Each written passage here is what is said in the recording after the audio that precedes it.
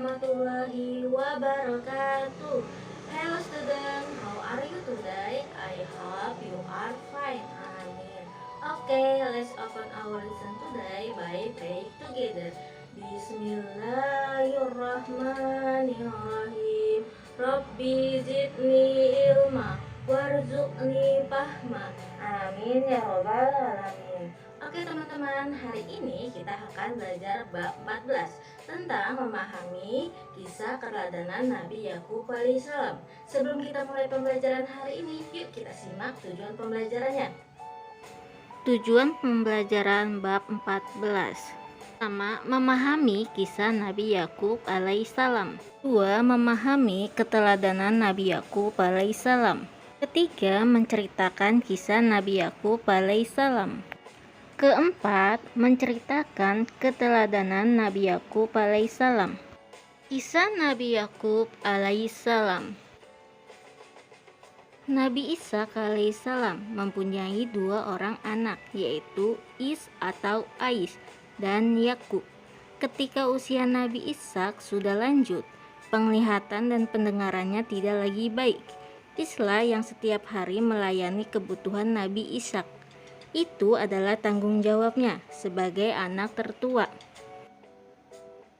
Ketika sang ibu meminta Yakub untuk menyiapkan makanan untuk Nabi Ishak, Yakub mengerjakan perintah ibunya dengan senang hati.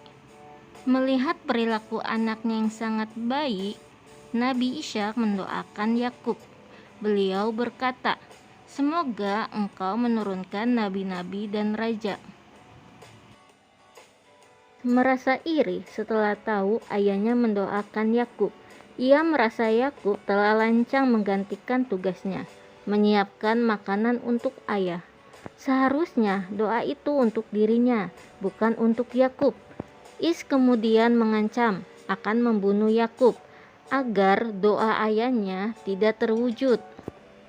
Mengetahui bahwa hubungan dua putranya tidak harmonis, sang ibu menyuruh Yakub untuk pergi ke Paddan Aram, ke rumah pamannya. Yakub pun menuruti perintah ibunya. Ia pergi secara bersembunyi pada malam hari. Karena kebiasaan inilah Yakub disebut Israel, yang berarti berjalan di malam hari.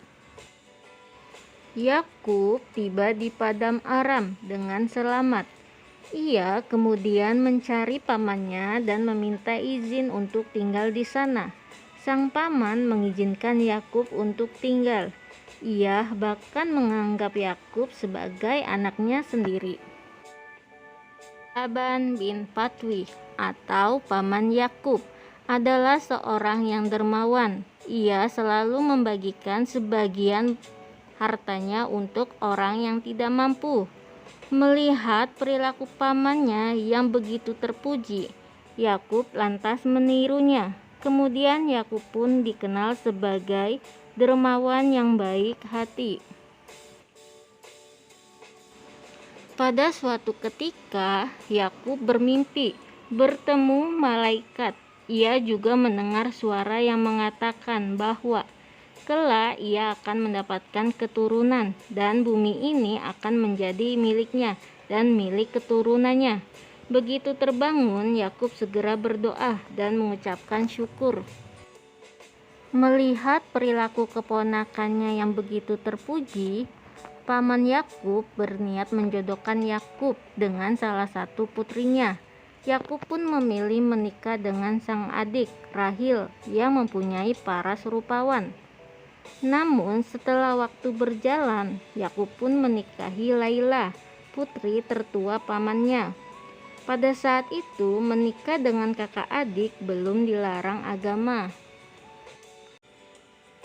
Yakub juga menikah dengan Julpa dan Balha. Dari keempat istrinya, Yakub dikaruniakan 12 anak laki-laki. Yakub yang kemudian diangkat sebagai nabi mengemban tugas untuk dakwah di Kan'an.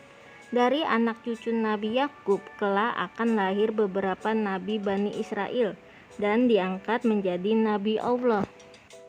Terima kasih teman-teman sudah menyaksikan video hari ini. Untuk tugas teman-teman ada dua ya. Yang pertama, teman-teman kerjakan halaman 123 sampai 124.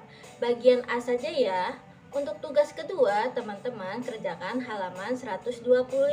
Oke, let's close our lesson today by pray hamdalah together.